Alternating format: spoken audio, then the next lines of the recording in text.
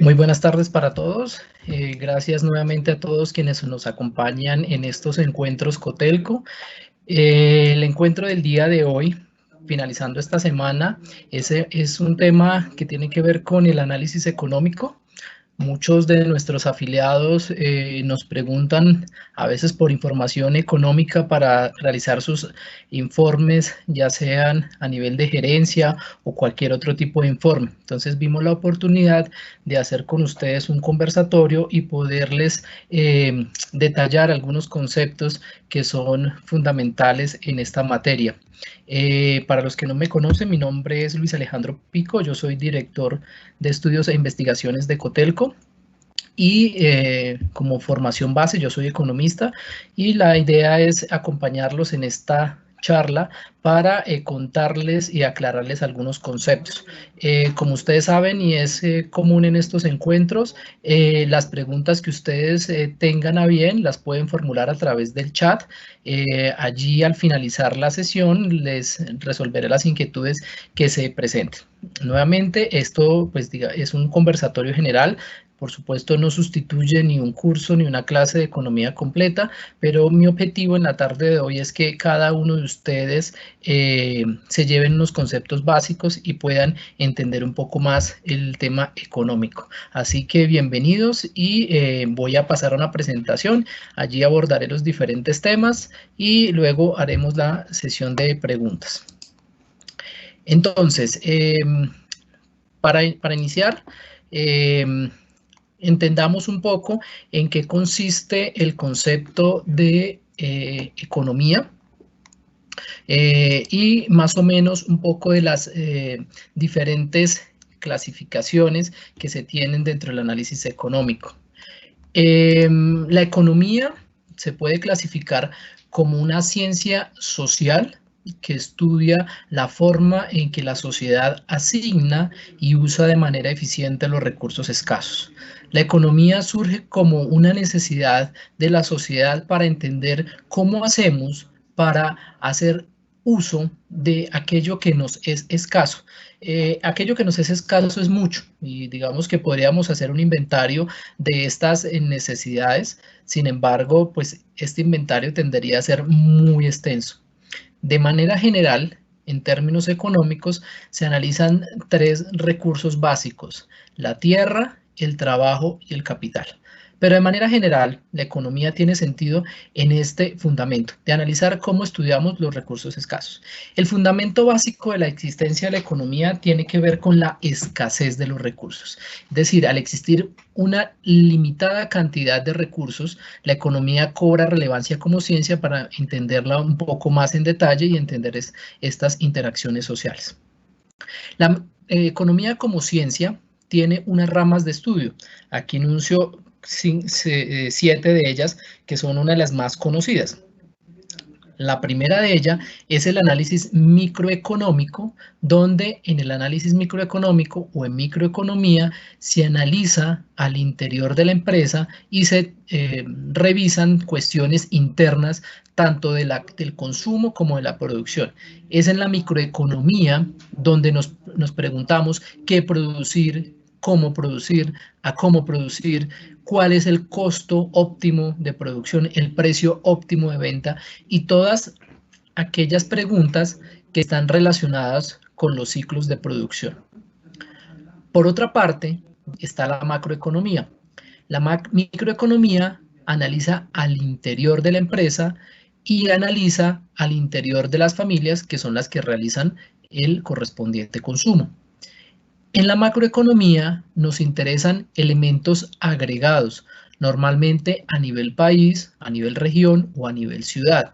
Es allí donde surgen otras cuestiones un poco más conocidas por el público que tiene que ver con el Producto Interno Bruto, la inflación, el desempleo, la tasa de interés y otras variables que nos afectan tanto en el diario vivir como personas, como a nivel de las empresas que están inmersas en una actividad económica. Entonces, estas son las dos principales ramas que normalmente nosotros conocemos en el análisis económico. Ahora, por otra parte, hay otras ramas que quizás no son tan conocidas, pero está lo que es la economía política y la política económica. La economía política tiene que ver más con el estudio de las teorías económicas que se han formulado a lo largo de la humanidad para entender, por ejemplo, cómo es que surge un modelo económico socialista o un modelo económico comunista o un modelo económico capitalista. Y todas aquellas bases teóricas que han dado fundamento a la existencia de estas corrientes de pensamiento económico. Por el otro lado, la política económica tiene que ver con esa toma de decisiones a nivel de país, a nivel de ciudad o a nivel de, digamos, de entes territoriales o agrupaciones de país para lograr unos objetivos que en este caso tienen que ver con el crecimiento económico, con la reducción de la pobreza, con la reducción de la inflación, con el control del desempleo, entre otras cosas. Eso es lo que aborda la política económica. Hay otra rama que es muy interesante y que de alguna manera involucra en nuestro quehacer con la actividad turística y es la econometría. La econometría es esa rama de la economía que se enfoca en la mezcla del análisis económicos con el análisis de datos. Es entender a través de modelos económicos, por ejemplo, los efectos que se pueden producir en una economía cuando se dan circunstancias como la que estamos viviendo. Por ejemplo, ¿cuál podría ser el impacto en términos de desempleo, de inflación, de Producto Interno Bruto y demás variables, teniendo en cuenta choques económicos como lo es una pandemia o como lo es la disminución o aumento de una tasa de interés? Dentro de todas las ramas de la economía, aquí he enunciado 7, no son las únicas, hay muchas más. Una de ellas es la economía del turismo. La economía del turismo, de manera específica, analiza los componentes económicos que hacen parte precisamente del análisis económico. O de ahí su nombre de economía del turismo. Es entender la economía aplicada al estudio del turismo. Dale un segundito a revisar.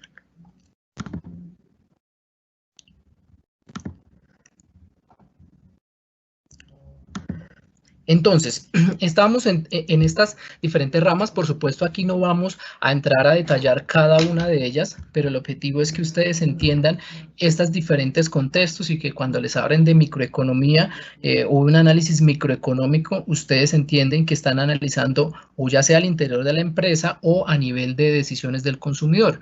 Por ejemplo, si yo quiero entender cuáles son las variables que inciden en la toma de decisiones de un huésped o de un turista para adquirir un bien o servicio, pues allí estaríamos hablando de un análisis microeconómico. Pero por el contrario, si quiero entender cuál es el impacto del turismo en el país o a nivel de economía, pues tengo que pasar a otro nivel, que es la macroeconomía. Entonces, de manera general, esos son como los dos grandes elementos que componen. Hay otros elementos no tanto conocidos, pero esos son los dos principales. Ahora bien, para entender un poco el análisis económico y por qué hablamos de ciertas cosas, hoy en día, por ejemplo, de un modelo que llamamos capitalista o que lo podemos llamar de libre mercado, entre otras cosas, hay que entender rápidamente de dónde vienen pues estas ideas. Lo primero que hay que entender es que la economía siempre ha existido en la humanidad y digamos que siempre nos hemos preocupado por ese intercambio económico. Por ejemplo, antes del descubrimiento de América, las personas que vivían en este territorio, las comunidades que vivían en este territorio, intercambiaban bienes y servicios, o más que todo bienes que no producían por otros que necesitaban, como era el intercambio de sal por pieles o por telas, o el intercambio de maíz por oro, por cualquier otro tipo de metal. Eso es economía, aunque nosotros no lo pensemos en todo momento, o en su momento estas personas que realizaban este intercambio no le daban el nombre de economía, finalmente ha estado siempre con nosotros este concepto.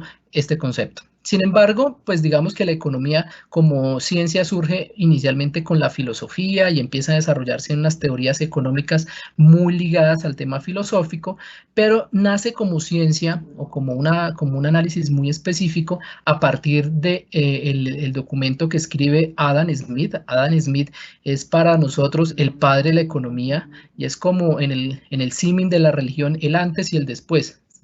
Podríamos hablar de la economía antes de Adam Smith y después de Adam Smith. Es decir, después de Adam Smith se crea una ciencia que hoy en día existe y que, pues digamos que es la que conocemos como tal. Adam Smith, en su momento, yo siempre digo un poco desocupado él para su época, se preguntó, bueno, ¿y por qué hay unos países que son más ricos que otros? ¿Qué hace que un país pueda tener una mayor riqueza que otro de otro país, incluso similar o incluso en condiciones un poco más favorables? La respuesta a esto fue digamos que como respuesta a la pregunta que él se planteaba, fue este libro que él escribió, el nombre completo es Una investigación acerca de la naturaleza y causa de la riqueza de las naciones. También lo conocemos en algunos contextos como simplemente la riqueza de las naciones. Este libro es muy importante porque si hacemos el símil con la religión, pues sería el equivalente a la Biblia para el tema económico.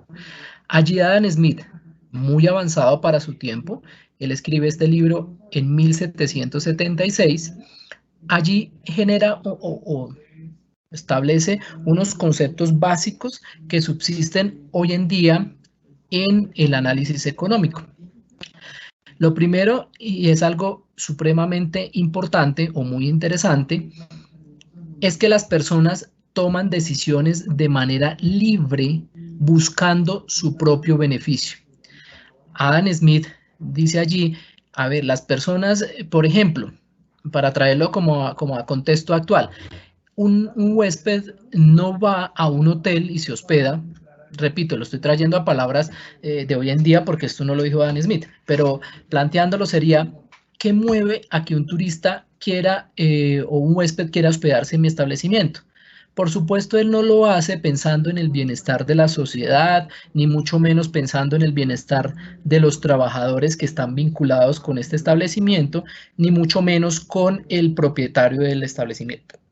Lo está haciendo buscando exclusivamente su propio bienestar o su propio beneficio. Es decir, está queriendo satisfacer una necesidad. ¿Cuál es la necesidad? Necesita un lugar donde hospedarse. Y esa es su necesidad. Sin embargo, ¿qué se dio cuenta Adam Smith? Que cuando la gente se mueve por este interés propio, toma decisiones de forma libre, conduce a que la sociedad tenga un mayor bienestar social o tenga un mayor bienestar. Y lo hace de manera indirecta, de manera que no es consciente. A esto Adam Smith llamó la mano invisible. La mano invisible es ese mecanismo que lleva a que las decisiones egoístas o individuales que cada uno de nosotros tomamos buscando nuestro propio beneficio se traduzcan en un bienestar para la sociedad. Me explico. Si yo, no sé, estoy yendo a la universidad y resulta que entrando a la universidad hay una señora que vende café o tinto y le compro el tinto a la señora. Yo lo hago pensando en mi propio beneficio. Simplemente quiero comprarme un tinto. Pero lo que no me doy cuenta es que hacia atrás estoy generando, por supuesto, oportunidades para la señora o el señor que venda el tinto, estoy ayudando en el sustento y adicionalmente hacia atrás hay una cadena que se beneficia, el productor de café, el que lo procesó, el que lo comercializó, entre otros. Eso es lo que Adam Smith llama mano invisible y precisamente es invisible porque no es una fuerza que podamos ver. Es igual a la gravedad, es igual a cualquier otra fuerza física que simplemente sucede, es una ley natural, por llamarlo así, y que no podemos obtener o ver. Ese es uno de los principales fundamentos por los cuales se conoce a Adam Smith, la mano invisible. Sin embargo, Adam Smith también planteó en su momento que el papel del Estado debería ser limitado y no debería intervenir en la economía. De ahí surge es una corriente de pensamiento donde se sostiene que el Estado tiene que intervenir lo menos posible y que el Estado no tiene que entrar a ser un actor económico, por ejemplo, constituir empresas y vender bienes y servicios. Decía Adam Smith en su momento, él se tiene que dedicar a las cuestiones básicas, que es garantizar una infraestructura, para el desarrollo de ese país, protegernos de las agresiones externas, en su momento entenderán que esto era importante, y generar un sistema de tal manera que se respete la propiedad privada, siendo la propiedad privada un factor fundamental dentro del modelo que plantea Adam Smith y lo que viene de ahí en adelante. Otro de los elementos que considera Adam Smith es la división del trabajo. Muchos hablan de la división del trabajo, que ahora la voy a explicar, como una teoría de la administración. Sin embargo, quien la plantea inicialmente es Adam Smith. ¿Qué decía Adam Smith? Y se dio cuenta, a partir de un ejemplo, que si el zapatero se dedica a producir los zapatos que necesitan, la carne que necesita, el pan que necesita, va a tener menor bienestar que si cada uno en la sociedad se dedicara a producir lo que mejor sabe hacer. Es decir, el panadero a producir el pan, el zapatero a producir el zapato y así sucesivamente. Y al final, entre ellos intercambian y se genera un mayor bienestar social. También lo planteaba Smith de la siguiente manera. Si yo me dedico a la producción de alfileres, por ejemplo, me tengo que dedicar a extraer el metal, a procesarlo, a cortarlo, a empacarlo, a venderlo. Dice Adam Smith, sería muy poco productivo o no tendría la misma productividad que si una persona se dedica solo a la extracción, otra persona solo a la transformación, otro al empaque, por ejemplo, y el último a la comercialización. Si hacemos esa división del trabajo, vamos a garantizar que en esa economía o en esa producción se optimizan de alguna manera los recursos y vamos a generar un mayor bienestar sobre la sociedad. Y por último, en su planteamiento, obviamente este documento es muy extenso, digamos es una investigación muy amplia, pero traigo estos 4 elementos fundamentales. El cuarto elemento es que nos manifiesta Adam Smith y es que el bienestar de la sociedad está estrechamente relacionada con el crecimiento económico. Por supuesto, allí podemos debatir mucho si este es el camino correcto o no. Pero hoy en día, bajo el modelo económico que nosotros tenemos, es un modelo donde el crecimiento económico es factor clave para el bienestar social. Es decir, si la economía no crece, si no hay desarrollo económico, pues la sociedad tampoco mejora. Y es un poco entendible. Alguien diría, y es que el crecimiento económico no es lo último.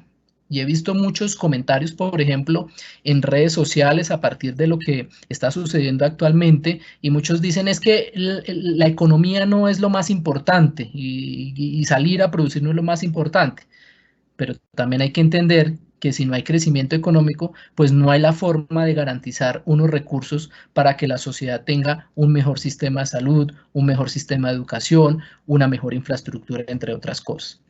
Por supuesto, no vamos a entrar en el análisis político del tema de la corrupción y el uso de los recursos. Yo me quedo en el análisis económico donde entendemos que los recursos que se producen por el crecimiento económico son bien aprovechados por la sociedad y por consiguiente, a mayor crecimiento económico, mayor bienestar y desarrollo para un país.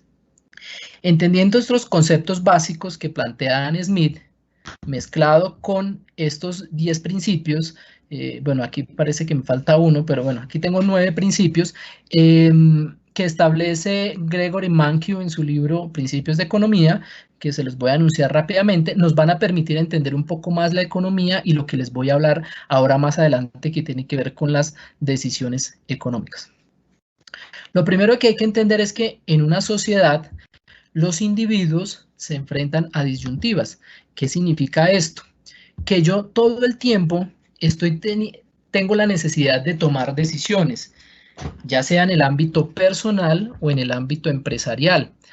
Aunque nosotros no lo estemos pensando todo el tiempo, siempre la economía está inmersa en este tipo de análisis. Por ejemplo, tengo que analizar si voy a aumentar, no sé, mi hotel en 10 habitaciones o tengo que revisar qué voy a hacer con, no sé, con cierta planta de personal o qué voy a hacer con ciertos insumos. Siempre tengo que tomar decisiones a nivel, ya repito, empresarial o personal. Por ejemplo, personal, ¿será que hago una inversión para comprar una vivienda ahora o más adelante? ¿Será que hago una inversión para comprar un vehículo? Todo ese tipo de elementos hacen parte de las disyuntivas a las cuales se enfrentan los seres humanos. Pero muy importante, Como yo tengo que tomar decisiones, una vez tome una decisión con respecto a alguna de las opciones que tengo, se genera algo que se denomina el costo de oportunidad. Es decir, aquí lo que nos está diciendo el análisis económico es que nada en la vida es gratis. Es decir, yo tomo una decisión y automáticamente estoy renunciando a algo. Por ejemplo, me voy a poner el zapato de turista. Entonces yo tengo un dinero ahorrado, tengo 2 millones de pesos, me voy a inventar. Esos 2 millones de pesos los puedo poner en un CDT que me da un rendimiento financiero de X cantidad, o lo puedo utilizar para irme a viajar, irme por, no sé, por la costa Caribe, por cualquier lugar, destino del país que siempre he soñado ir o que siempre he querido ir. Si yo tomo la decisión de viajar, en este caso, que es una decisión válida, siempre digamos que no hay una decisión correcta o incorrecta, esa decisión me genera un costo de oportunidad. ¿Cuál fue el costo de oportunidad? Haber renunciado a la rentabilidad que me daba, en este caso el CDT o el rendimiento financiero que me daría el CDT si no hubiese viajado. Entonces hay que tener en cuenta que siempre en todo tipo de decisión hay un costo de oportunidad. Por ejemplo, si yo soy un prestador de servicios turísticos, llámese hotel o agencia, no sé, y tengo que tomar una decisión de invertir en promoción de mi hotel o de mi agencia o de los servicios que ofrezco, ya sea en, no sé, en Estados Unidos o en Francia o en cualquier otro país, y tomo la decisión de ir a de irme a promocionar uno de esos países, pues estoy perdiendo la oportunidad eventualmente de conseguir turistas o conseguir clientes en otro destino. ¿Listo?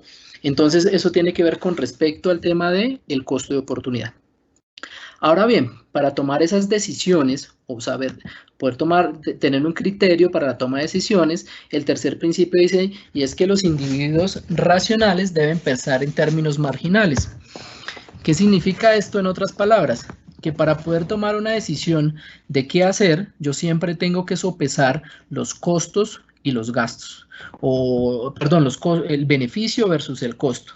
Por ejemplo, irme a viajar a la costa, que era lo que quería, pues me genera un beneficio muy alto porque es la felicidad que voy a obtener, que nada lo compra, que no hay cómo sopesarlo en términos económicos. O hacer promoción en Estados Unidos me genera mayor beneficio que ir a hacerla a Reino Unido, por ejemplo. Entonces siempre se debe sopesar los costos versus los beneficios. Y se supone que somos seres racionales y que siempre nos vamos a ir por la opción que nos genera el mayor beneficio. Siempre vamos a sopesar y tendremos a elegir la que genera mayor beneficio. El cuarto principio de la economía nos dice que los individuos responden a incentivos. ¿Qué quiere decir esto? Que además de los 3 elementos anteriores, también yo me muevo por incentivos. Por ejemplo, si yo soy un huésped, un turista, no sé, de otro país, digamos, no soy colombiano, y veo que en Colombia hay un beneficio y es no pago de impuesto del IVA para el hospedaje y los servicios turísticos. Por supuesto, eso es un incentivo que me lleva a que yo decida o me vaya por esa opción. Entonces, los incentivos son una herramienta fundamental que lleva a que las personas cambien sus decisiones. Por ejemplo, si yo digo, solo para poner un ejemplo, los trabajadores que vayan en bicicleta todos los días a su puesto de trabajo tendrán la posibilidad de disfrutar de una semana de vacaciones adicionales. Estoy pensando, aquí poniendo un ejemplo. Eso significará que voy a buscar que la gente cambie su decisión o sus decisiones. Esos son los incentivos. Para ir avanzando, el quinto principio de la economía nos dice que el comercio puede mejorar el bienestar de todos. ¿Qué significa esto? En otras palabras, está sopesando dos alternativas, comerciar o no comerciar. No comerciar es algo que se llama en el mundo, en economía, economías cerradas, es decir, países que no tienen intercambio con otros países y simplemente se autoabastecen o producen lo que necesitan para sí. Muy pocos países en el mundo para la fecha actual son bajo este modelo. Podría uno hablar más o menos de Corea del Norte, un país casi que completamente aislado, donde pues no tiene intercambio económico. Y ustedes entenderán que si no tiene intercambio económico, las cosas que no se producen allí, pues no las pueden obtener de otra fuente. ¿En qué nos beneficia el intercambio económico? Nos beneficia en el siguiente sentido, y es que, por ejemplo, como consecuencia ahora de lo que estamos hablando o que estamos viviendo del COVID, si nosotros nos cerráramos al mundo, pues el mundo se puede inventar una vacuna y esa vacuna nunca llegaría. ¿Por qué? Porque simplemente estamos cerrados a ese intercambio internacional. Entonces, lo que dice en este caso la teoría económica es que comerciar o intercambiar nos puede beneficiar. En el sexto punto, aparece que el gobierno puede mejorar algunas veces los resultados del mercado. Ya les hablaba en la diapositiva anterior que a partir de los conceptos económicos de Adam Smith, se manifestaba que el Estado no tiene que intervenir. De hecho, a partir de esta corriente económica, que se conocen como los clásicos, se van a dividir dos grandes ramas de la economía. La economía ortodoxa, que es la que desemboca en lo que hoy conocemos como el capitalismo, que es una economía que sostiene que el Estado no tiene que entrar a intervenir en la economía y que hay ciertos elementos que hay que preservar, que es el tema de la libertad, de que las personas tomen sus propias decisiones. Y por otro lado, surgen las corrientes heterodoxas, que son las que desembocan en los modelos comunistas y capitalistas, comunistas y socialistas. No voy a entrar en detalle porque ya sabemos que la historia ha sopesado esos modelos y hoy estamos bajo un modelo principalmente o predominantemente capitalista. Pero bajo ese modelo predominantemente capitalista no significa que el Estado no pueda intervenir algunas veces. Por ejemplo, veamos la situación actual. Si en este momento las empresas están paralizadas, no hay producción, no hay empleo, no hay generación de ingresos, pues el Estado tiene que intervenir con políticas que se llaman contracíclicas, es decir, con políticas que puedan de alguna manera solventar el problema que se está generando por la disminución de la actividad económica como consecuencia de la parálisis del sector empresarial. Entonces, en algunas veces se admite que el Estado pueda entrar y resolver estos problemas. El séptimo dice que el nivel de vida de un país depende de su capacidad para producir bienes y servicios. ¿Qué significa esto? Que si un país no produce, pues no puede tener un nivel de vida óptimo o deseable. Es lo que hemos hablado ya antes, en términos de que el nivel de desarrollo o bienestar social depende de su nivel de crecimiento económico. Y los dos últimos, para que algo que nos quede claro, porque a veces siento que, digamos que muchas veces las personas dicen, oiga, pero ¿por qué si el gobierno es quien tiene la maquinaria para imprimir el dinero, ¿por qué no lo imprime? ¿Cierto? Y saca dinero y pone a circular y se solucionan los problemas de la sociedad. Sin embargo, hay que entender que el exceso de dinero genera otro problema sobre la economía, que es quizás muy grave, que es el tema de la inflación. Y la inflación puede ser tan grave o peor de grave que la pobreza, peor de grave que el COVID-19, es decir, puede morir mucha más gente por hambrunas, por falta de recursos para subsistir, que lo que están en este momento sucediendo por temas de las mismas pandemias. Entonces, los gobiernos tienen que ser muy responsables en términos en el manejo de la impresión de dinero para evitar que en una economía se generen estos problemas de inflación. Y por último, el Estado siempre se va a ver enfrentado a una disyuntiva, es decir, a tomar una decisión entre ¿qué quiero? ¿Inflación o desempleo? También quiero que entiendan acá que a veces, o mejor dicho, casi que todas las decisiones económicas son muy difíciles de tomar. O sea, a veces nosotros, siendo espectadores, tendemos a juzgar y decir, oiga, pero ¿por qué no hace esto? Pero las decisiones económicas son muy difíciles. Por ejemplo, si yo trato algo para controlar implemento algo para controlar la inflación, lo más probable es que se descontrole el desempleo. Entonces, por ejemplo, subo las tasas de interés para controlar la inflación y la gente se me queda sin empleo. Entonces, siempre hay que sopesar cuál va a ser ese resultado y por eso el análisis económico es muy importante. Listo. Todavía estamos en un contexto, ya voy a pasar a los indicadores. Esto es simplemente para que entendamos algunos fundamentos básicos de la economía. Voy a referirme a los últimos conceptos, ya para entrar en detalles, los conceptos de eficiencia y equidad. En el modelo económico que nosotros estamos y que nos regimos, que gustenos o no nos guste, estamos en una economía de libre mercado, es decir, una economía que podemos llamar capitalista. Siempre hay un debate entre la eficiencia y la equidad. La eficiencia es lograr que la sociedad optimice los recursos escasos obteniendo el mayor resultado con el menor uso de recursos, sin importar que eso no signifique que eso no implique la equidad. Es decir, lo importante es que se optimicen los recursos. Por el contrario, la equidad es la forma en que se distribuye de forma igualitaria los recursos entre la sociedad. Normalmente las economías capitalistas o la economía capitalista busca la eficiencia. La economía socialista y comunista busca la equidad. ¿Cuál de los dos modelos es mejor? La verdad, eso hay que entrarlo a sopesar. Obviamente cada uno de ellos tiene sus ventajas y sus desventajas, pero hay que tener en cuenta que son, digamos, dos grandes debates que toda la humanidad no ha podido resolver. El modelo capitalista, de alguna manera, en la medida que avanza, trata de buscar eficiencia e ha integrado elementos de búsqueda de equidad. Entonces, en la distribución de ingresos, el tema de impuestos, entre otras cosas, que ayudan a que la economía sea un poco más equitativa. Otra cosa importante, otro concepto es el tema de economía de mercado. Ustedes cuando escuchen noticias o escuchen reportes van de pronto a tener este concepto por ahí a la mano de economía de mercado. Una economía de mercado o de competencia perfecta es esa economía que hablábamos al principio donde el Estado no interviene y hay un gran número de empresas y un gran número de consumidores de tal manera que las decisiones que allí se toman son decisiones libres y son decisiones que permiten que los agentes se pongan de acuerdo por sí solos sin que el Estado tenga que intervenir. Luego hay otro concepto, el concepto de externalidad. La externalidad tiene que ver con los impactos positivos o negativos que genera mi actuación sobre el bienestar de otro. Normalmente, casi siempre se generan externalidades. Repito, pueden ser positivas o negativas. Una externalidad negativa es, por ejemplo, si yo salgo en mi vehículo particular, buscando mi propio beneficio, por supuesto, tratando de movilizarme, genero contaminación y esa contaminación genera una disminución del bienestar en el resto de la sociedad.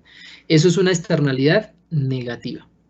Por el contrario, una externalidad positiva es cuando, como hotel, por ejemplo, desarrollo programas de impacto a la sociedad, donde involucro comunidades, ayudo a la reconstrucción de los ecosistemas, entre otras cosas. Eso genera un impacto positivo sobre la sociedad y a eso se llama una externalidad positiva. En términos económicos, digamos que se tiende a eliminar o a disminuir las externalidades negativas y aumentar las positivas.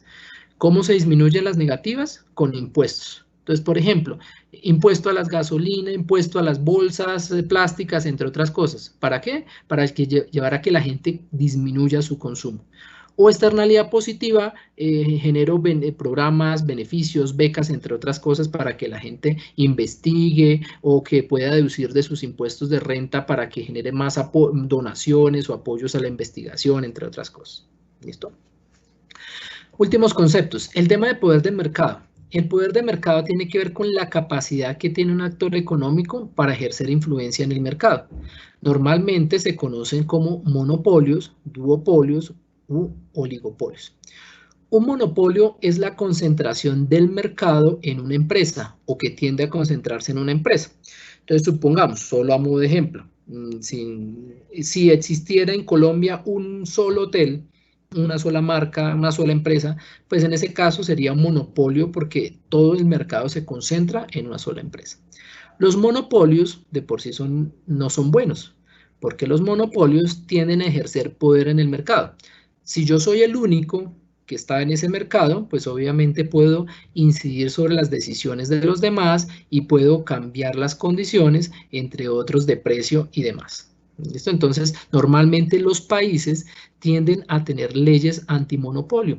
En Colombia, la Superintendencia de Industria y Comercio es la entidad encargada de garantizar la competencia de los mercados, es decir, de validar que no exista un poder dominante o un abuso dominante de alguna de las empresas, como suele suceder quizás, por ejemplo, en el mercado de las OTAs, donde pues Booking, por ejemplo, que representa casi el 70 u 80% de las transacciones que allí se realizan.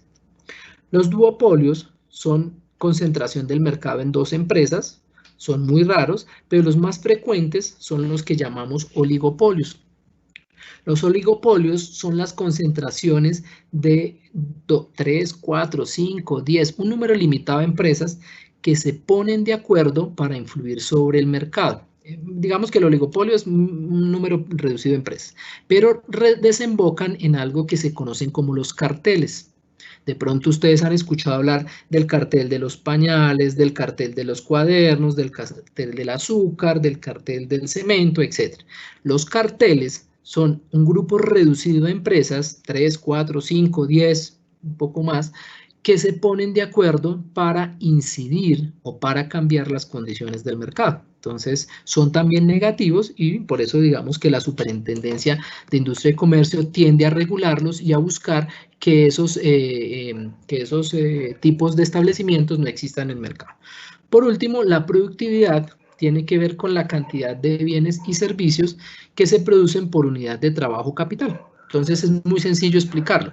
Un trabajador es más productivo en la medida que produce más que otro. Entonces, por unidad de trabajo de capital se produce mayor cantidad de bienes o servicios. Para que ustedes entiendan un poquito cómo funciona la economía, me voy a ir a este modelo muy sencillo que explica de manera general qué pasa en un país. Entonces, aquí vamos a tener un flujo, este se llama un modelo económico de flujo de diagrama circular, donde arranca de entender que en una economía están las familias y las empresas. Las familias son dueñas de los factores productivos. ¿Qué hacen las familias con esos factores productivos? Se van a los mercados y los intercambian. Entonces, por ejemplo, las familias son dueñas del trabajo, es decir, de la fuerza laboral, de los recursos productivos, tierra y capital. Los llevan a algo que se llama un mercado de factores de producción, donde a cambio reciben un ingreso. Para ponerlo en palabras más sencillas, yo soy dueño de mi fuerza laboral, voy y se lo vendo a una empresa y la empresa me paga un salario. Ese salario para mí es un ingreso. ¿Qué pasa por el otro lado?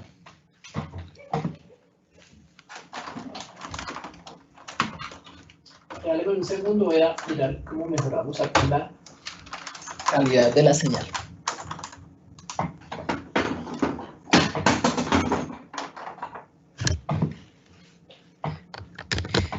Listo, ya volví. Entonces,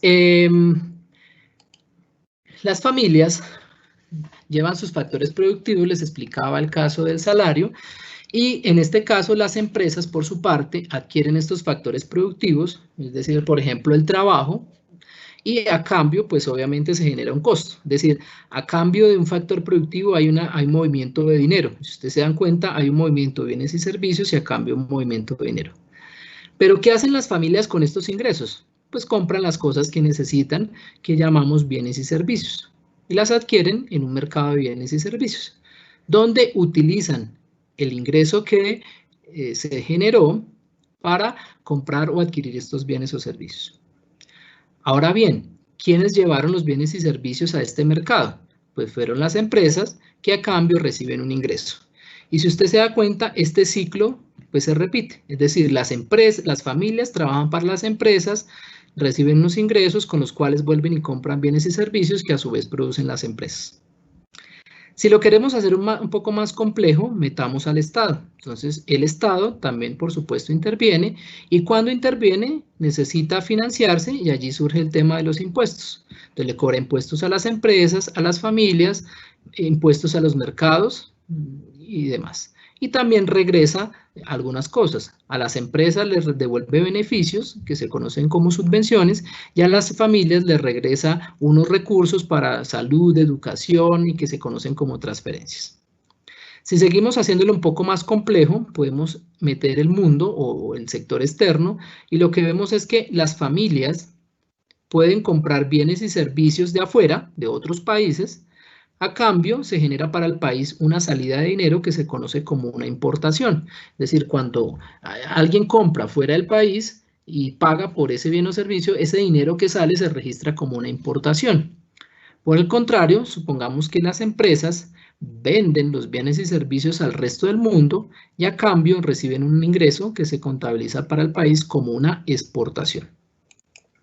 Ahora bien, si seguimos metiendo otros actores, llegamos al sistema financiero. El sistema financiero es el que permite que fluya el dinero a lo largo de esa economía. Entendiendo este modelo, quiero que vean una cosa muy particular. Todo está relacionado.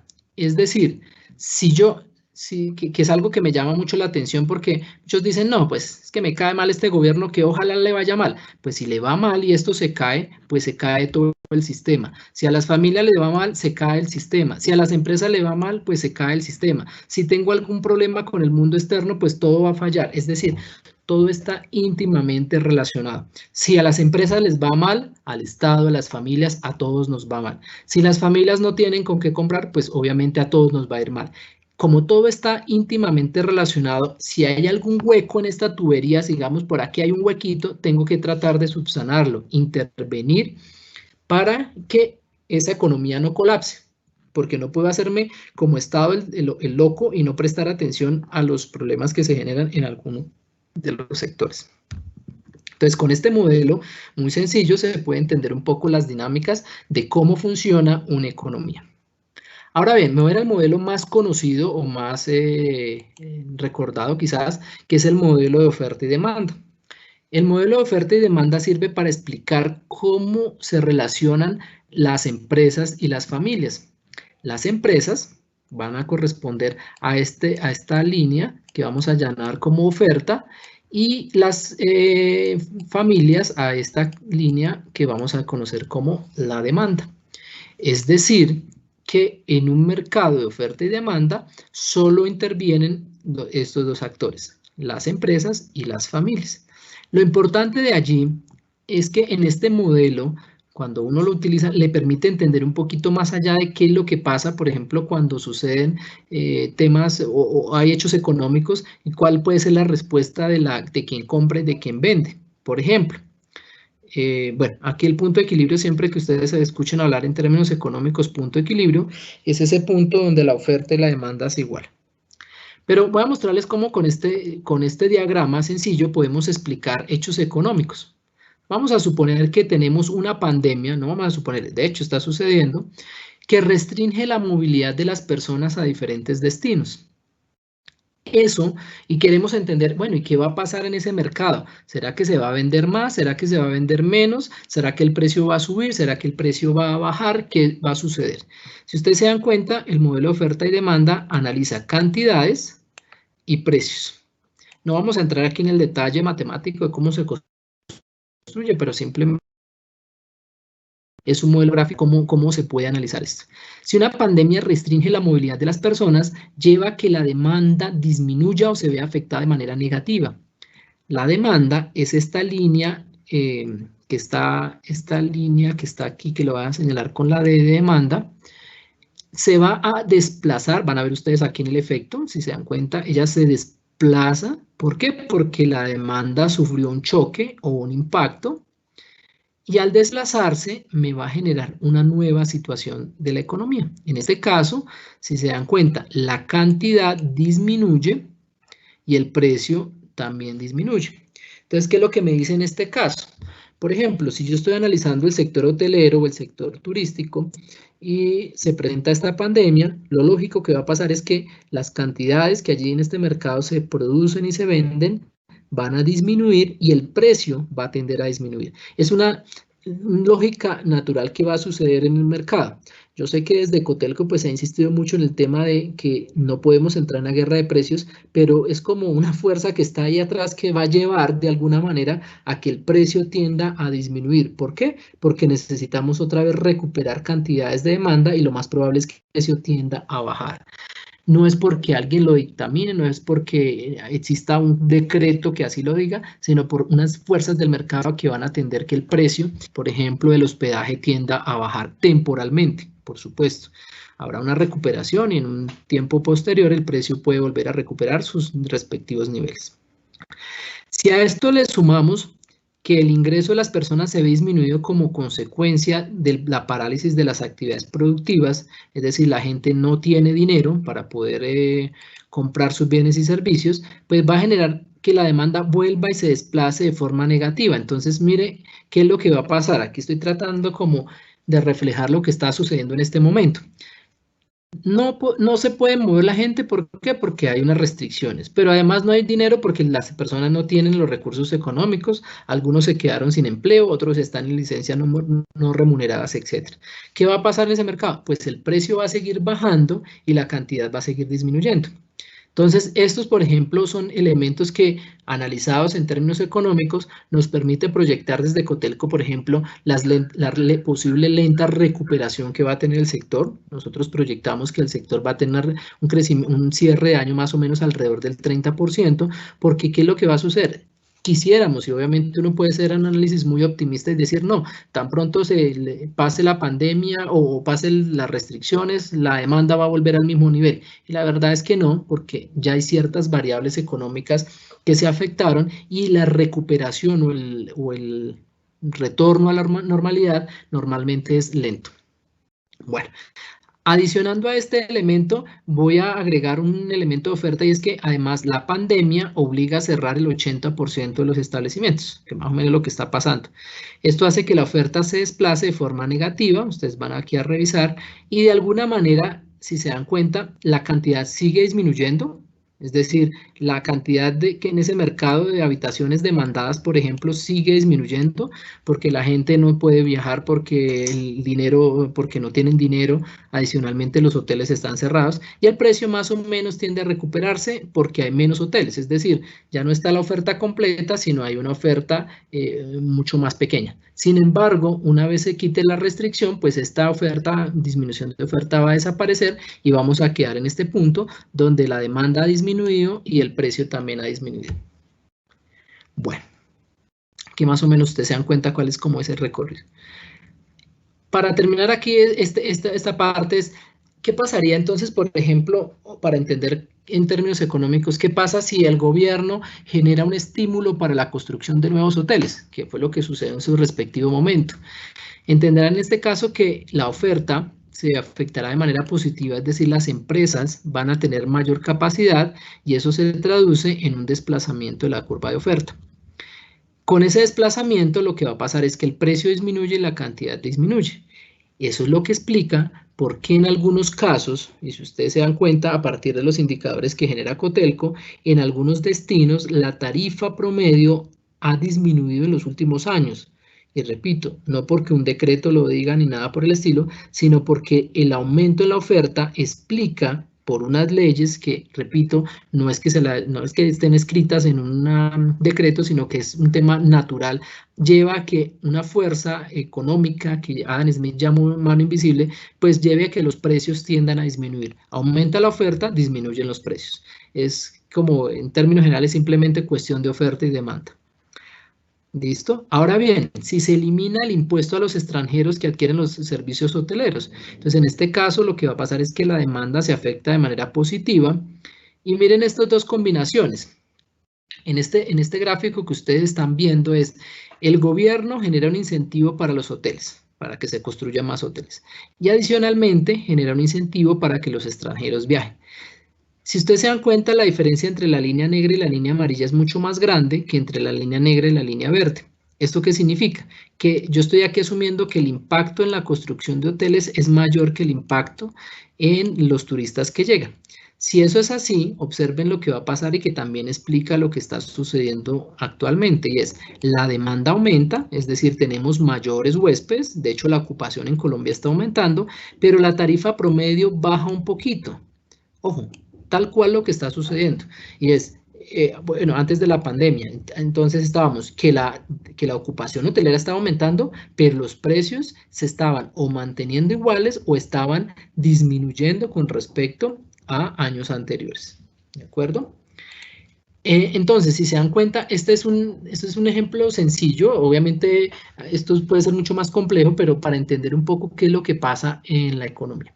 Ahora bien, lo que los invito es, ¿qué pasaría si nosotros ahora sumamos todo eso y decimos, listo, ya no me interesa analizar esos elementos tan específicos de si una exención tributaria, qué pasa con hotel, etcétera, y los agregamos en el concepto macroeconómico, que es quizás el que más nos toca o el que más conocemos? Entonces, para entender las complejas relaciones que existen entre las diferentes variables, los invito a que analicemos algunos conceptos del análisis macroeconómico para entender un poquito cómo funciona nuestro sector. Vamos a hablar de estos indicadores: PIB, inflación, tasa de cambio, desempleo y política económica. Los invito ahora a que pensemos en la economía como un paciente, como una persona que va al médico. Ustedes de pronto cuando van al médico, lo primero que le pregunta al médico es, bueno, ¿qué tiene? Y empieza a mirar si usted tiene algunos síntomas, etcétera, empieza a indagar, y lo normal es que dependiendo de las circunstancias le pida unos exámenes, ¿cierto? Unos exámenes que se traducen en unos indicadores. Lo mismo pasa en la economía. Para saber si la economía está bien o está mal, necesitamos unos indicadores, unos termómetros que nos digan, oiga, esto va bien o esto va mal. El termómetro quizás más utilizado, el que digamos que es casi que fijo que todo el mundo utiliza, es el del Producto Interno Bruto, o es quizás el más conocido, el PIB. El PIB es el termómetro por excelencia que nos dice qué está pasando en una economía, si se está produciendo más o menos servicios. De manera general, el PIB es esa medida económica de la riqueza que se está produciendo en un país, departamento o ciudad. Es decir, que si el PIB sube, lo que me está indicando en este caso es que en ese país, región o ciudad se está produciendo mayor cantidad de bienes y servicios y por consiguiente se está produciendo mayores ingresos, lo cual lo llevaría a pensar a uno o a inferir que a mayor producción, pues mayor beneficio para la sociedad. ¿Listo? Entonces, repito, no significa que el Producto Interno Bruto sea de por sí la medición de la felicidad. De hecho, muchos economistas hoy en día debaten entre la felicidad y la producción, porque yo me puedo esmerar produciendo mucho, pero no ser feliz. Entonces, hay otras medidas alternativas, pero la medida que tenemos ahora de entrada es el PIB como un termómetro de qué está pasando en esa economía, si se produce más o menos. También hay que entender que cuando se produce más, significa que hay más empleo. Y si hay más empleo, significa que la gente tiene recursos o tiene capacidad de compra. Y si tiene capacidad de compra, significa que yo voy a tener mayores posibilidades de vender los bienes y servicios. El PIB se mide en los países de forma trimestral. Entonces ustedes van a escuchar el PIB del tercer o cuarto trimestre. También se agrega a nivel anual, etc. Colombia, según el DANE, tuvo un cierre de 3.4% de su PIB para el último trimestre de 2019. Y aquí quiero decir también algo muy importante. Hay un gran debate, o se presentó un gran debate, porque pues digamos que hoy en día con el tema de las redes sociales, pues cualquier persona entra y opina y dice cualquier cosa. Y uno dice, bueno, si el debate es si 3.4 es mucho o poco, pues digamos que es un debate inocuo si yo no lo comparo con otros referentes. Por ejemplo, mi empresa creció 3.4, eso tampoco me dice absolutamente nada. Tengo que compararlo con un referente. Si yo crecí como empresa 3.4% y el resto de las empresas creció 10%, debo preocuparme. ¿Por qué? Porque estoy produciendo menos que el resto.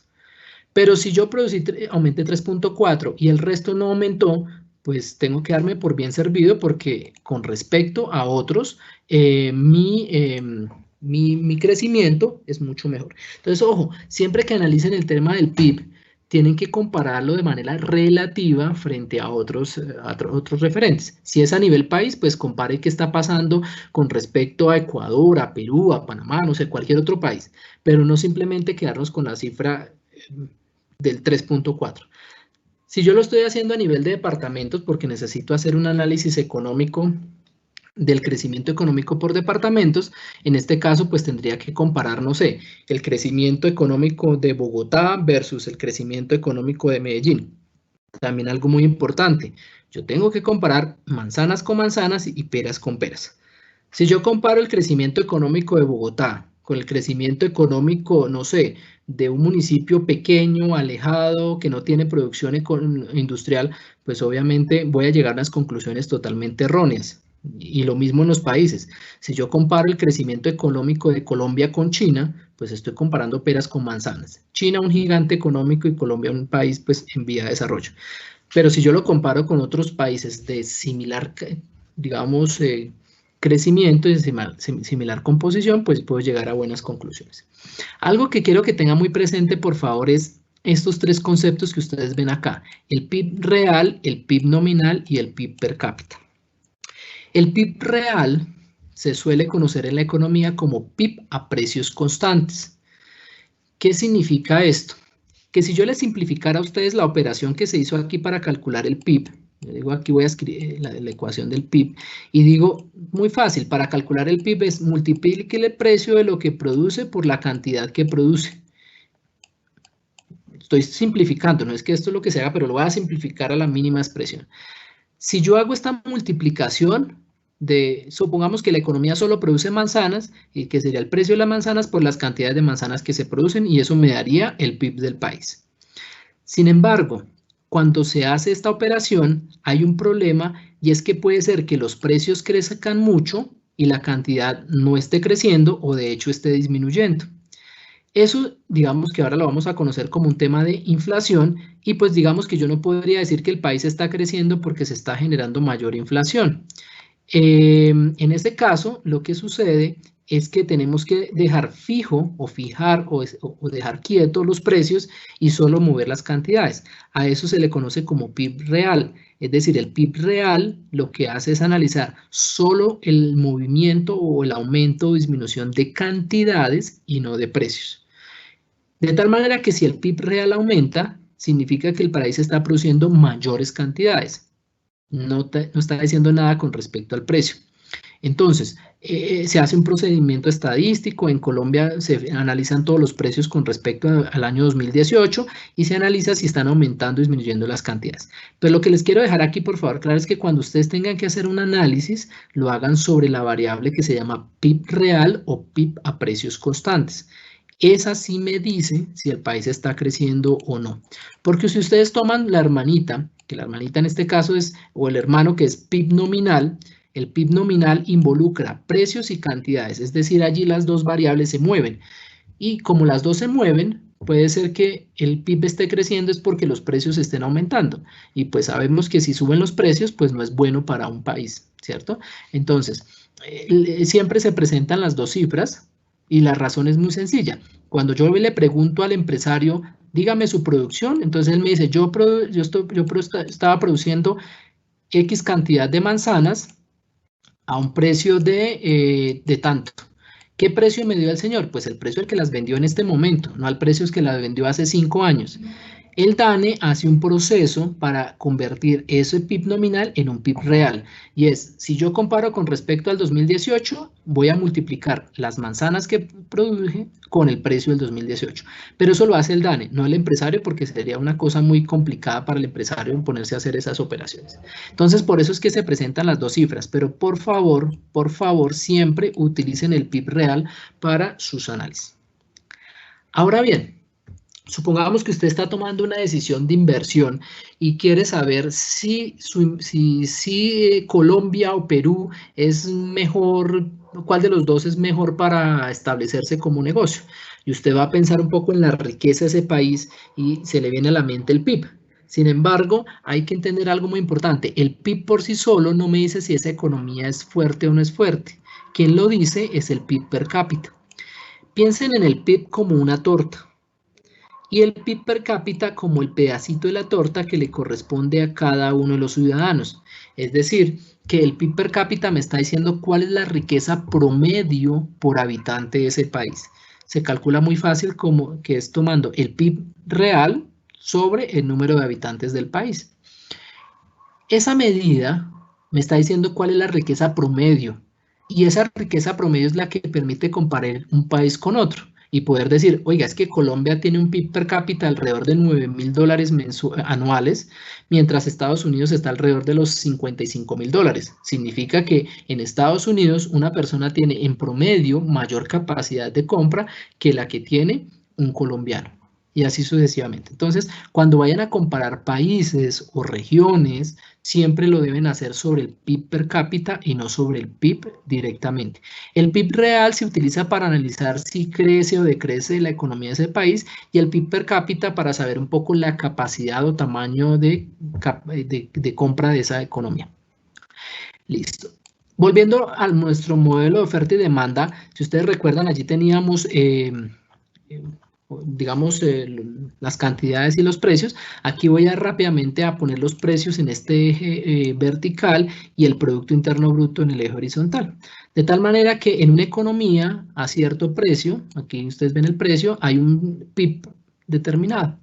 ¿Qué pasa? Si nosotros ahora sumamos todas las empresas y todas las familias que consumen, si sumamos esto, llegamos a un concepto básico que nos permite calcular el PIB, y es, partiendo del concepto de que la oferta debe ser igual a la demanda, en este punto, si se dan cuenta, es decir, que la producción debe ser igual al consumo, podemos llegar a la ecuación famosa del Producto Interno Bruto, que nos dice que el Producto Interno Bruto es igual. Ojo, el Producto Interno Bruto, si se dan cuenta, viene de producción, es decir, de la oferta, la producción, el PIB es la producción del país, es igual al consumo que se desagrega en esto, o en esta parte del gasto, más que consumo es del gasto, perdón, esto no es consumo, sino gasto. Se desagrega en estas letras. La C, que es el consumo de los hogares, es decir, cuánto están comprando los hogares. I es la inversión de las empresas o la inversión en la economía. G es el gasto del gobierno. Y XN, que ustedes ven aquí, se llaman exportaciones netas o balanza comercial. Con esta ecuación, que es la que nosotros utilizamos para entender el PIB, se darán cuenta rápidamente allí que si yo quiero como país que el PIB aumente, porque a mí que me interesa como país aumentar el PIB, tengo que empezar a gestionar estas variables. Esa gestión de esas variables es lo que se llama política económica. ¿Qué hacer para que la gente compre más? ¿Qué hacer para que las empresas invierten más? ¿Qué hacer para mantener controlados los gastos del gobierno? ¿Qué hacer para exportar más? Entre otras cosas. ¿Listo? Para cada una de ellas hay una política. Es decir, si yo busco que la gente consuma más, le bajo la tasa de interés. Eso se llama política monetaria. Si quiero que las empresas inviertan más, pues también le bajo la tasa de interés. Política monetaria. Si quiero tener mayor gasto del gobierno, tengo que gestionar mayores impuestos, se llama política fiscal. Si quiero buscar mayores exportaciones, se llama política comercial. Entonces voy sobre esos conceptos rápidamente, ya con esto terminamos. Bueno, esta me lo voy a saltar. Ahora, antes de llegar allá, también quiero que entiendan algo aquí muy importante del tema del PIB y del ciclo económico. Ya he escuchado por ahí en los diferentes medios de comunicación y la gente que sale a analizar de manera anticipada que estamos en una depresión económica. En términos de los conceptos, cada cosa tiene una interpretación, ya hay que entenderlo de la siguiente manera. Si nosotros pensamos que esta línea morada es el PIB del país, el crecimiento del PIB del país, y lo graficáramos, hiciéramos este gráfico, nos vamos a dar cuenta que a lo largo del tiempo el Producto Interno Bruto del país empieza a tener estas fluctuaciones. En la vida real parece un electrocardiograma. Tiene momentos de crecimiento y otros de decrecimiento. A eso es lo que se llama el ciclo económico. El ciclo económico parte, si queremos entenderlo por acá, de una fase de recuperación. Es decir, por ejemplo, veníamos de un PIB de 1%, crecimiento 1%, y pasamos al 3%. Entonces allí decimos la economía se está recuperando. ¿Listo? Es decir, venimos de un punto bajo y empezamos a crecer. Se llama recuperación. Luego empezamos a crecer mucho. Eso se llama aceleración o auge. Es decir, la economía está creciendo tanto, está creciendo más. Pasamos del 3 al 5, al 7 y estamos creciendo. Eso se llama aceleración o auge. Luego empieza, y ya voy a explicar por qué, a disminuir. Entonces empieza a desacelerarse la economía. Veníamos del 7, pasamos al 5, 4 y empezamos a bajar. Llega un punto en el cual el crecimiento es negativo. Llegamos a un punto que se llama la recesión. Una recesión, para que lo tengan ustedes presente, son 2 periodos consecutivos con tasas negativas. Por ejemplo, supongamos, y que ojalá no sea así, pero supongamos que en este trimestre el PIB va a ser de menos 2% y en el otro trimestre de menos 3%. Cuando eso se cumpla, decimos Colombia está en una recesión económica.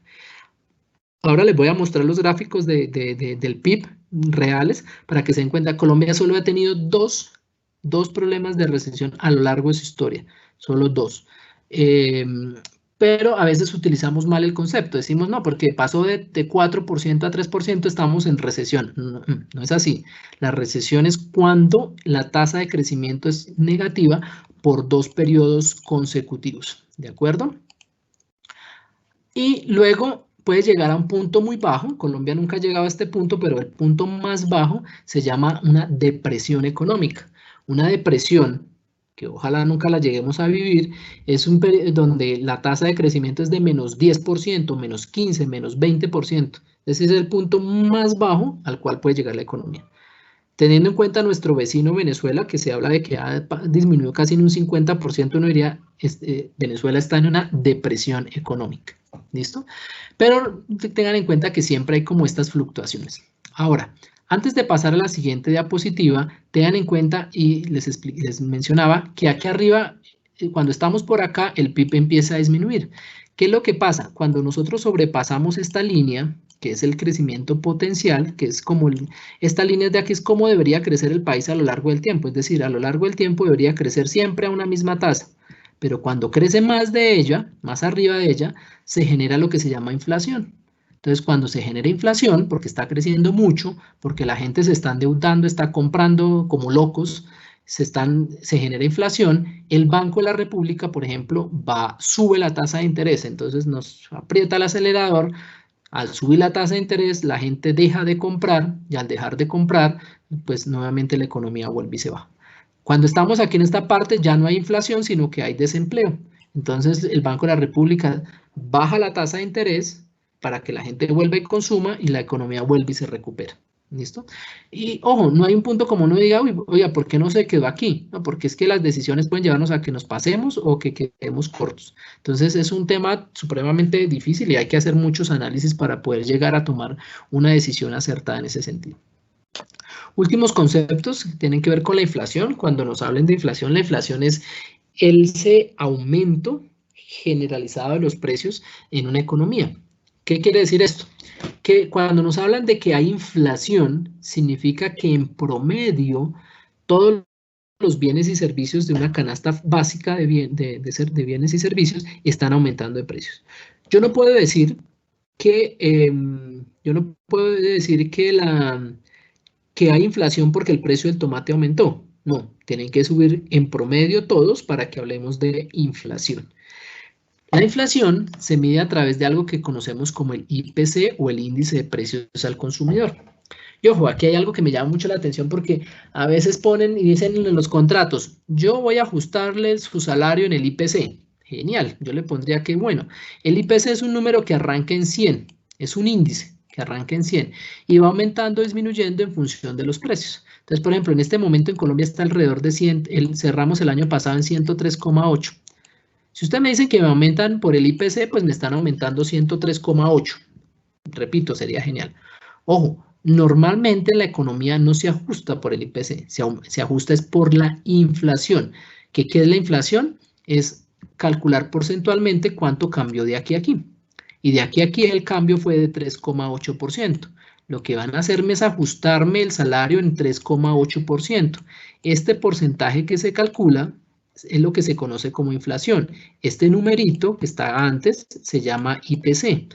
Entonces, es un error común que suelen cometer porque dicen, voy a ajustarle por IPC. No, le voy a ajustar por la inflación. ¿Listo? Otro concepto rápidamente, la tasa de cambio. La tasa de cambio, también hay un error frecuente, y es que muchos hablan de la tasa de cambio como la relación peso-dólar. Ojo, hay muchas tasas de cambio. Normalmente la tasa de cambio es la relación entre la moneda local, en este caso el peso, frente a una divisa. Y una divisa simplemente es una moneda que no es de circulación autorizada, o mejor dicho, no es la circulación normal en nuestro país. Por ejemplo, nosotros no vamos a la tienda a comprar algo con dólares, vamos con pesos. Entonces, la relación peso-dólar es tasa de cambio. La relación peso-euro es tasa de cambio. La relación peso-yen o libra esterlina es una tasa de cambio. Siempre es la relación entre la moneda local y una divisa. La más conocida y la que ustedes de pronto tienen en mente se llama TRM o la tasa representativa del mercado, que es la que tiene que ver con la tasa de cambio peso-dólar. Esos precios se determinan por oferta y demanda, lo que vimos al principio, simplemente cómo evoluciona, cómo está evolucionando la compra y venta de dólares, y entre más escaso sea el dólar, más alto su precio. Entre más abundante sea el dólar, más bajo será su precio. ¿Listo? Casi muchas cosas de la economía se explican por este modelo de oferta y demanda. Por ejemplo, el caso del petróleo. Si hay mucho petróleo, pues el precio del petróleo va a bajar. Si hay poco petróleo, el precio del petróleo va a subir. Entonces, es simplemente una relación de oferta y demanda. Otras variables también comúnmente analizadas es lo que conocemos como desempleo. El desempleo es la medición de la población que está fuera, digamos que no tiene un trabajo y que está en capacidad de trabajar y que está buscando empleo. Para entender este concepto, simplemente podemos ver aquí en este diagrama que les voy a pasar rápido, es cómo se puede desagregar la población de un país. La población de un país, que en este caso Colombia está alrededor de 50 millones de habitantes, se divide en dos grandes grupos. La población en edad de trabajar y la población que no puede trabajar por su edad. En Colombia, los mayores de 10 años en la zona rural y los mayores de 12 años en la zona urbana pueden trabajar. Es decir, que en este grupo están las personas que pueden trabajar por su edad y aquí están los que, aquí están los que no pueden trabajar, estos no pueden trabajar, y aquí están los que sí pueden trabajar. Es decir, mayores de 12 años en el área urbana y mayores de 10 años en el área rural. Esas personas que pueden trabajar se desagregan en dos grandes grupos, lo que se llama población económicamente inactiva y población económicamente activa. La población económicamente inactiva corresponde, por ejemplo, a los jubilados, a las personas que ya se retiraron y no quieren seguir trabajando, así esté jubilado o no, a las amas de casa porque desarrollan una actividad que no reciben remuneración, o a las personas que simplemente no quieren trabajar. De esa población nos queda la población económicamente activa, que son las personas que están en edad de trabajar, quieren y pueden trabajar. Esa población se desagrega en dos, empleados y desocupados. Y aquí es donde quiero que entiendan lo siguiente. Cuando nos hablan de la tasa de desempleo, es la relación entre estas dos variables. ¿Cuál es el porcentaje de personas desocupadas con respecto a la población económicamente activa? Es decir, de la población que está en edad de trabajar, quiere y puede trabajar, ¿qué porcentaje se encuentran desocupados? No voy a entrar ya en detalle por cuestiones de tiempo en los conceptos de formales e informales y de abiertos ocultos, pero en esencia ustedes saben que la vinculación de un trabajador se puede hacer bajo los parámetros legales o fuera de los parámetros legales y de allí se define la formalidad. Ya les había hablado que la política comercial tiene que ver precisamente con el tema de cómo gestiono las exportaciones. Entonces, por ejemplo, si nosotros queremos como sector turismo tener mayores oportunidades de venta de nuestros servicios al mundo, pues ¿qué tenemos que hacer? Buscar que el país establezca una política comercial que favorezca, por ejemplo, la llegada de turistas de otros países. La política fiscal tiene que ver con todo el tema de la gestión de impuestos y de gastos del gobierno. Entonces, cuando nos hablen de una reforma fiscal o una política fiscal o todo lo que sea el apellido fiscal en términos económicos, tiene que ver con gastos e ingresos del Estado.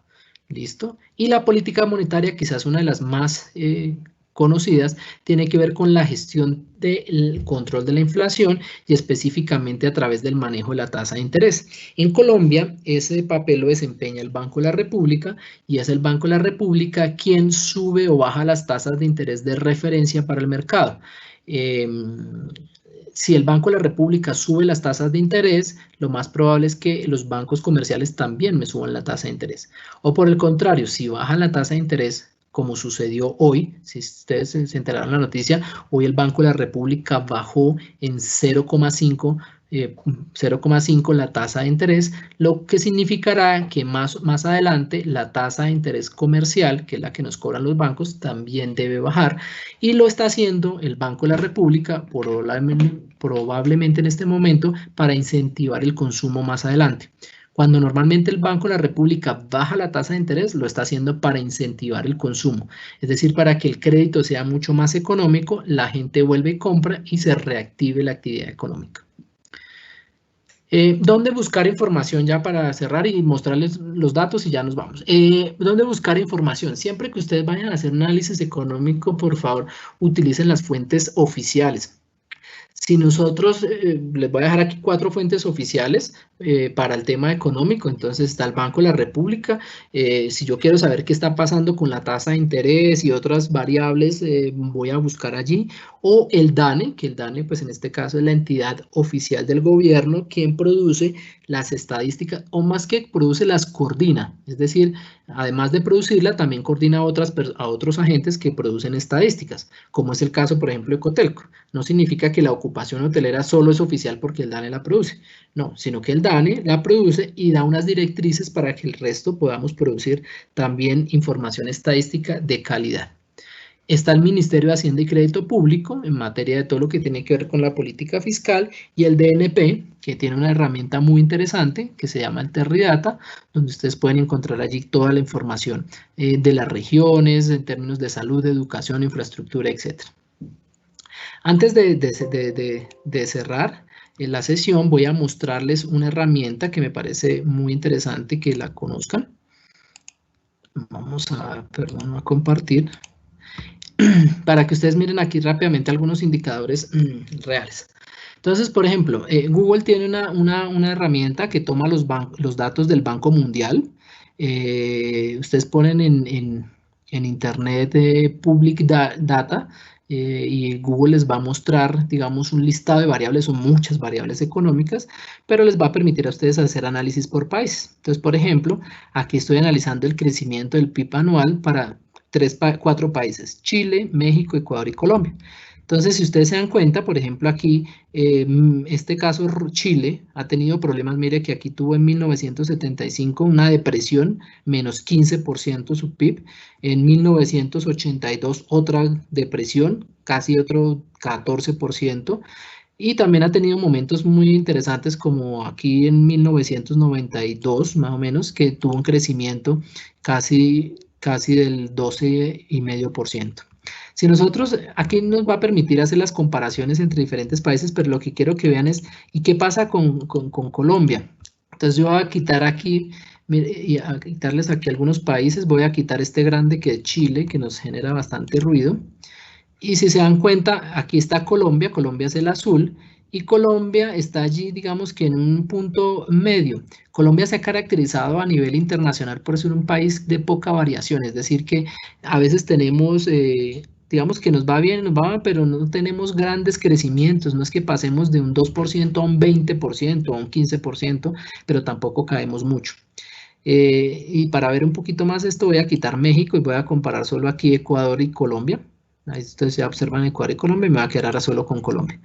Como les mencionaba, mira que aquí está el 0, y Colombia solo ha tenido en esta historia desde 1970, que es los datos que tiene el Banco Mundial, solo 2 periodos de tasas negativas. Por aquí 1982 y en 1999, a partir de la crisis del año 1998, que fue la famosa crisis del UPAC. Pero en el resto del tiempo Colombia ha tenido una economía estable, y Colombia casi siempre se caracteriza por esto. Ustedes van a ver ahora, y ojalá así sea, que el impacto en el crecimiento económico de Colombia a partir del tema del COVID-19 no va a ser muy alto como en otras regiones, pero otras regiones van a crecer mucho más después y nosotros vamos a crecer poquito. Nuestras políticas son muy conservadoras, lo cual lleva a que nuestro país no caiga mucho, pero que tampoco crezca mucho. Entonces no arriesgamos mucho y nuestras políticas se mantienen, o nuestro PIB o nuestras variables se mantienen un poco controladas. Otra de las variables que les quería mostrar aquí, son 4 que les quiero mostrar, es el PIB per cápita. Entonces recuerden que el PIB per cápita es como esa medida de riqueza o capacidad de compra. Yo aquí estoy comparando Chile, México, Colombia, Perú y Ecuador. Si ustedes se dan cuenta, aquí Colombia ha tenido un crecimiento en PIB per cápita más o menos, pues digamos que hay un crecimiento interesante, estable. Aquí para 2018 teníamos $7,700 mensuales. Ya estamos alrededor de los 8,000, lo cual significa que venimos creciendo. Pero aquí en esta herramienta ustedes pueden agregar otros países y comparar. Otro indicador que les quiero mostrar acá es el coeficiente de Gini. No los mencioné, pero hay una medición económica que es el coeficiente de Gini, que nos mide qué tan desigual es el país. La desigualdad tiene que ver en quiénes concentran, qué parte de la población concentra la mayor cantidad de recursos. Aquí sí, Colombia y Brasil son de la región los países más desiguales. Si ustedes se dan cuenta, Colombia tiene aquí 50.4, mientras que Brasil tiene 53.9. Son los dos países más desiguales. Ecuador, México y Perú incluso tienen mejores indicadores. Y el último, la inflación. Entonces, así como nuestro PIB no crece mucho y no disminuye mucho, nuestra inflación tampoco es que crezca mucho. Ojo, hay un efecto derivado de la inflación que se llama la hiperinflación. De pronto ustedes los han escuchado a partir del caso Venezuela. Una hiperinflación son inflaciones por encima del 100%. Aquí les traje un ejemplo de Perú. Mira, aquí está, esta línea azul es Perú. Perú tuvo en el año de 1990 una inflación de 7.500%. ¿Ustedes se imaginan que los precios en Colombia aumenten 7.500%? Es una cosa desastrosa. Si aquí en Colombia nos escandalizamos con una inflación del 4%, imagínense una inflación del 7.500%. Y esto que es un caso muy especial porque han existido otros casos particulares. Alemania ha tenido, por ejemplo, inflaciones supremamente altas. Vamos a ver si aquí me sale Alemania. Bueno, aquí no están los datos de Alemania, pero de esos periodos de inflación, pero porque su inflación fue más o menos para allá después de la primera y segunda, entre la primera y segunda guerra mundial. Pero han existido casos en el mundo donde hay inflaciones por encima del 1.000.000%. Se dice que Venezuela está en una inflación cercana al 1.000.000%. ¿Cuál es el efecto de la inflación? Pues que la gente empieza a desconfiar de su moneda, y al desconfiar de su moneda, el papel moneda ya no vale nada. Entonces ustedes se dan cuenta con el caso de Venezuela, y es que un billete de un bolívar, pues no vale nada. Entonces imagínense que me dan 10.000 pesos o un billete de 100.000 y ese billete de 100.000 no sirve para nada.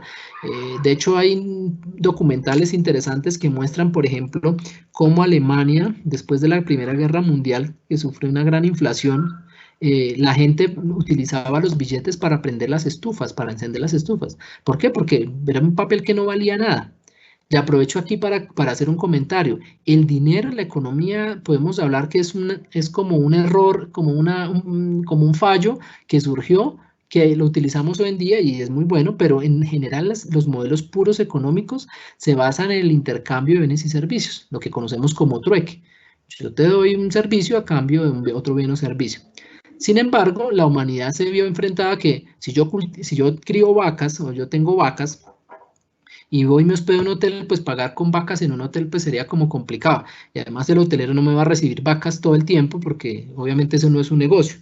La humanidad después pasó a lo que se llamaban los metales preciosos, y surgió lo que se llamó el patrón oro, es decir, depositar el valor en oros. Entonces, una onza de oro, la medida equivalente, era nuestra unidad de cambio, y después pasamos a lo que se llama el papel moneda. Y el papel moneda simplemente es un papel, o sea, literalmente, pues el dinero es un papel, con unas condiciones y características especiales de seguridad y de impresión, pero en esencia es un papel en el cual nosotros confiamos. Y ojo, el sistema se basa en la confianza.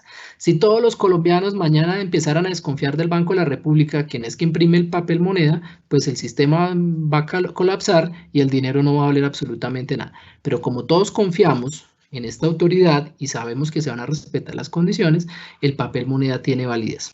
Pero bueno, volviendo al tema, si se dan cuenta, pues digamos que aquí están comparando México, Brasil, Colombia, Chile y Perú. Si se dan cuenta, en este caso, les mostraba que Perú tiene unas inflaciones muy altas. Voy a quitarle Perú para que se den cuenta cómo está entonces ahora Colombia en este referente.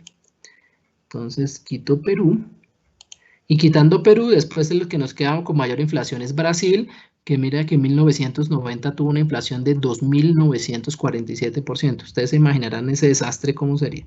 Ojo, una de las respuestas a la inflación en un país o a la hiperinflación siempre es el cambio de moneda. Entonces muchos países lo que han hecho es cambiar su moneda por una nueva o dolarizarse. El caso de Ecuador, que con su inflación lo que hizo fue cambiar su moneda, que era el sucre en su momento, y cambió a dólar, se dolarizó. En el caso de Venezuela, lo que hizo Venezuela fue cambiar por una nueva moneda que llamó el Bolívar Fuerte. El caso de Perú, el Nuevo Sol y así sucesivamente. Colombia, como no ha habido estos problemas, pues no tiene necesidad de hacer cambio de moneda. Voy a quitar a Brasil para que ya vayamos terminando. Y después de eso, quien queda con mayor inflación, en este caso es Chile, que tuvo una inflación en 1974 de casi el 500%. Va a seguir quitando Chile. Y nos queda ahora Colombia versus México. Y México, por ejemplo, su mayor inflación ha sido de 131%, que fue en 1987. Y Colombia, por su parte, si se dan cuenta, su mayor inflación fue acá en 1977, que fue de 34,09. Lo más crítico que hemos tenido. Colombia, repito, se ha caracterizado por tener unos indicadores relativamente controlados que le facilitan, en este caso, digamos, tener una política económica controlada, repito, sin grandes sobresaltos, pero tampoco, digamos, con grandes crecimientos. Se ha criticado mucho ese modelo, por supuesto, pero pues digamos que es el modelo económico que seguimos actualmente y que nos permite pues tener la economía que hoy en día tenemos. Entonces, pues con esto terminamos nuestra charla. Repito, sé que para algunos puede ser unos temas quizás densos, pero pues la idea era que ustedes pudieran tener como unos conceptos muy generales de lo que es la economía, entender algunos conceptos como PIB, inflación, y así que espero que lo que hemos trabajado les sea de utilidad. Quedo atento a sus preguntas. Si tienen alguna inquietud, la pueden formular a través del chat para responderlas en este momento.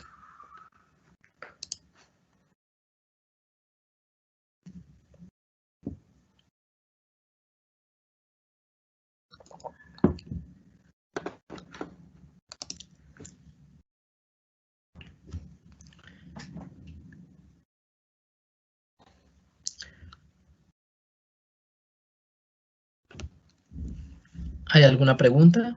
¿No? Bueno, si no hay más preguntas, muchísimas gracias a todos por su asistencia y los esperamos en los próximos encuentros Cotelco. Cualquier inquietud, aquí está mi correo, apico@cotelco.org, lo que podamos apoyar desde el gremio con todo gusto y espero que tengan un feliz fin de semana. Hasta luego.